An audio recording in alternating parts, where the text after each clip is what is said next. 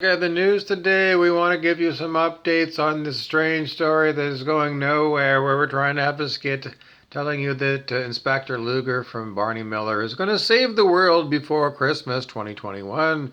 So far, I see no sign of Inspector Luger's plan getting off the ground. I don't know. Because he still wants to get Leslie Nielsen involved in the electronic torture of me.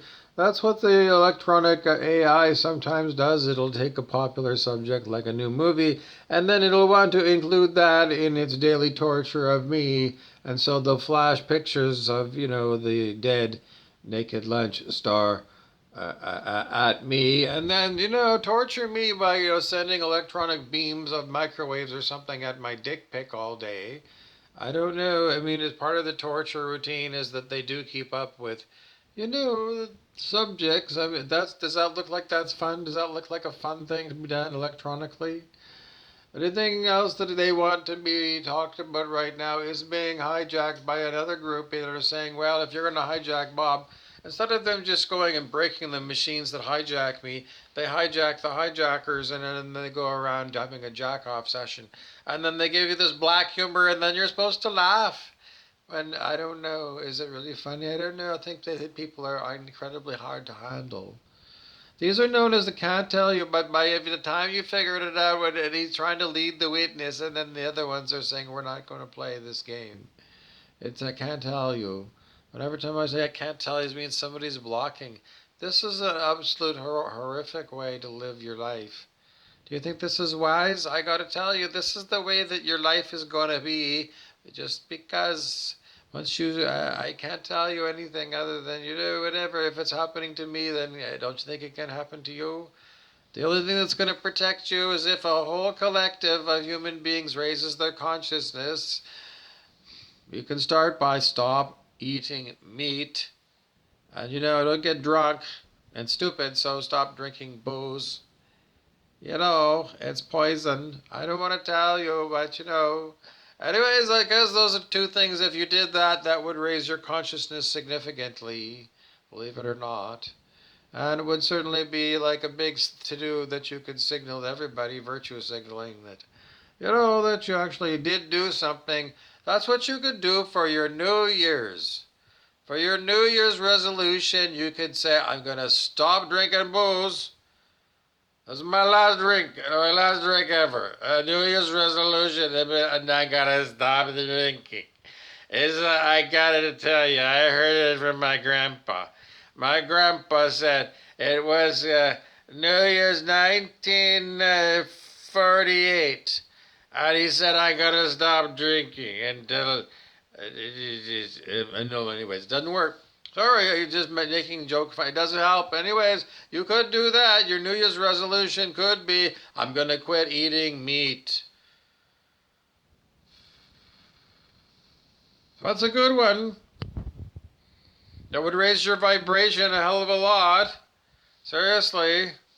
Seriously, if you got to pick between the two things that I'm giving you, giving up booze and giving up meat, if you have to only do one, give up meat. The wisdom of Solomon. Peaceful people everywhere are still waiting for you to raise your consciousness because people, I'm still being tortured. And as long as we live in a world that allows horrible, unbelievable horror, vibrationally, when you eat meat, you are allowing vibrationally the torture of humans by remote control.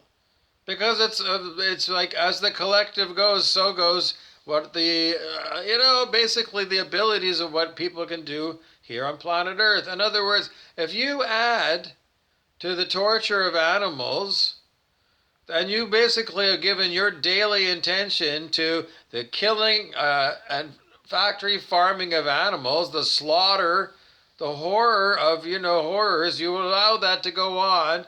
The mass murder that goes on every day of sentient animals. That sentient means that they're self-aware animals, Everybody knows that little pigs are just as self-aware as little puppies.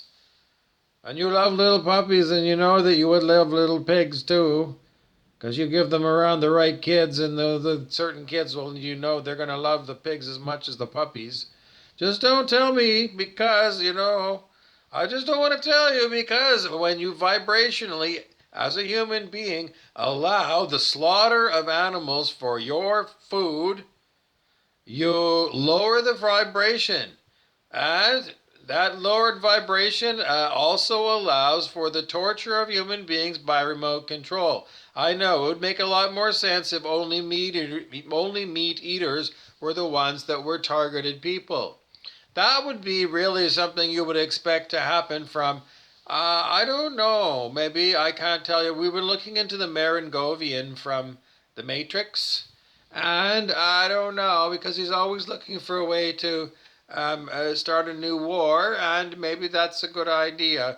It's just that we are told in a video of how evil is the Marengovian on YouTube that he predates the Oracle, and he has no problem setting the humans against the machines. He sounds an awful lot like Rumpelstiltskin, the imp from Once Upon a Time, the Marengovian. Uh-huh. I told Brent Beeson and King Clancy a long time ago because they all think that they're like, I don't know, a certain class of devil. All the same, I mean, I don't want to tell you, but, they don't seem to come across as smart. They're I think so. And the Marengovian is AI. Did you think perhaps that I'm AI? Quite often, after I've been pondering the simulation theory of Nick Bostrom Bostock, and it's just the idea that perhaps we are in a simulated reality, which means we're in a video game, which means, I don't know, I mean, merely assuming that we're somehow not simulated people. I don't know, I can't help you out. We have to switch gears because it's just that, well, I don't know. Okay, anyway, so if the Marengovian is a real computer person, and we're trying to understand, who that might be in real life, in our reality, because art reflects life, and there must be somebody who is we were talking about Mael yesterday, Mael. He's an ancient vampire, and we were talking about vampires because there was news that Anne Rice, the writer, passed on. And then we wonder, well, what those vampires would do with their scribe, Anne Rice. Did they turn her and then they just faked her death? Go with that. I'm sure that's true. I didn't want to tell you, but, I do have... I know they're going to pull it. There was an item they were going to go and drop a shit bomb on you, but I don't know. Okay, one more thing. Okay, so the Marengovian program, 1, 2, 3, 4, Mr. Gold. I'm just going to tell you that Mr. Gold, who is Rumpelstiltskin's personable person, his alter ego and Once Upon a Time.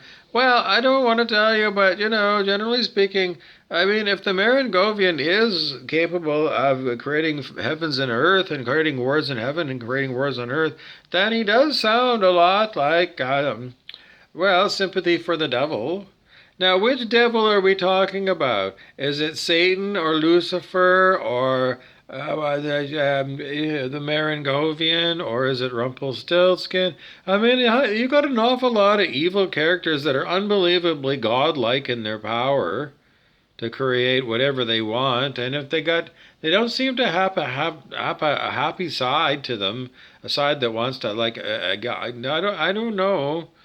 Maybe I can help you out. Anyways, it's just that people keep saying that, all-powerful good forces of like Kalki from India are supposed to ride in on their white chariots and, lay waste to all these demonic entities. And, I mean, I don't know. I can't help you. There's too many questions that are coming from Brent Beeson, the devil.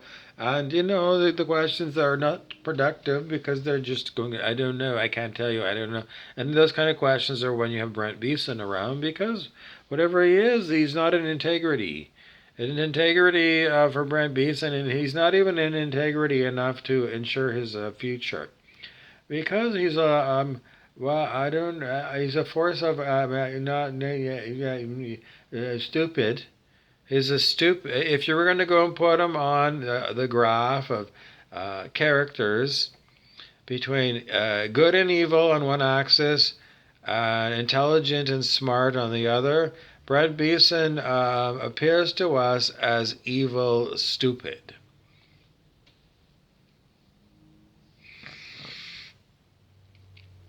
King Clancy, evil, stupid. Um,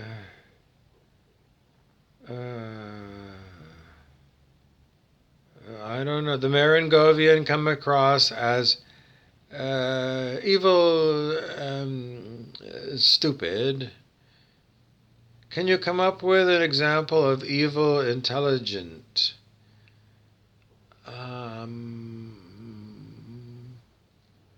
Yes, Gus Fring from Breaking Bad and Better Call Saul.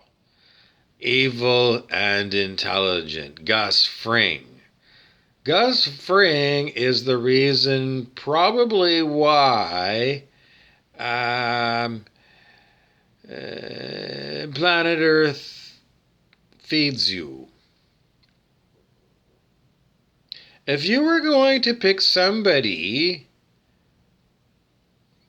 I might have to ponder this a little bit further, but I'm going to give you Gus Fring as...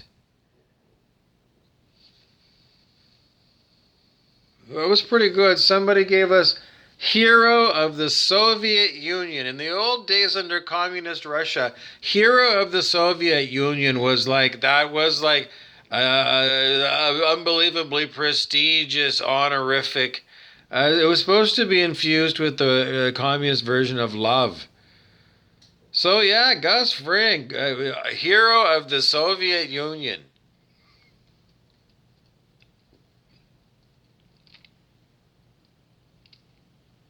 The Gus Frings of the world are the reason that you had food all these years.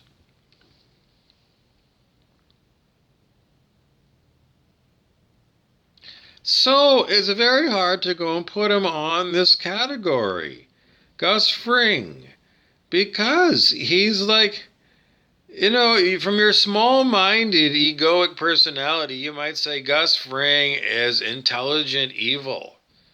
But it's just because of your moral framework where you're saying that, illegal drugs that he's smuggling are morally unethical, and that makes him a bad man.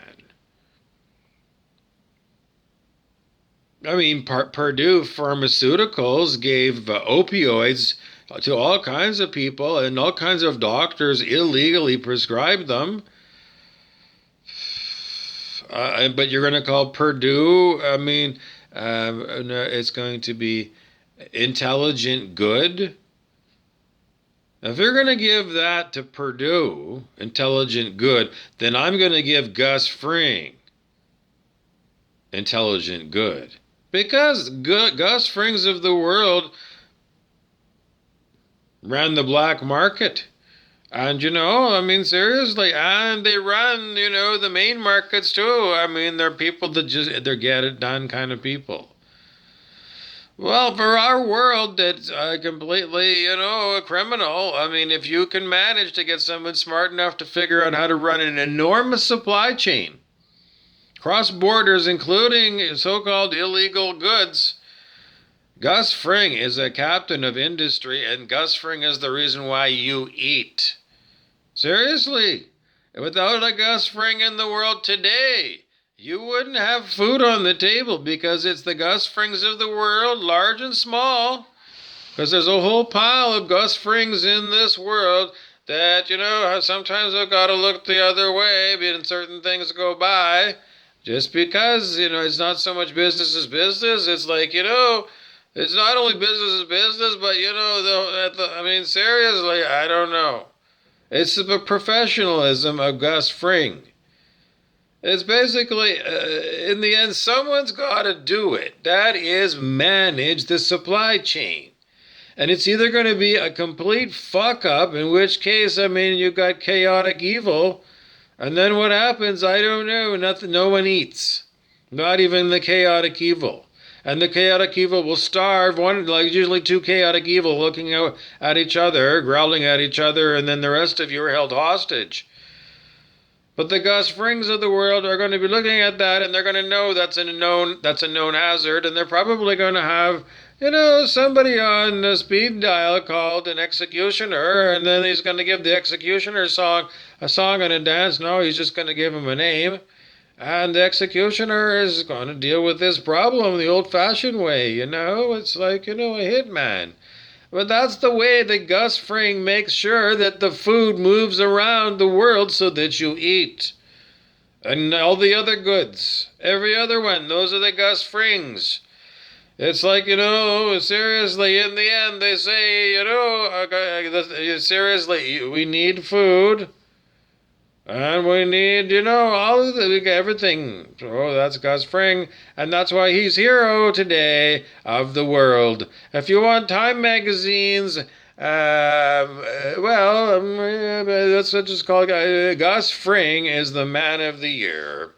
My name today is Aloysius T. Cloxical, and I'm giving a shout out to Atka Films, because they just need a good shouting out too. I'm sure you can find them on the internet. The most famous film Atka made was possibly, there was one that, it was a topsy-turvy world.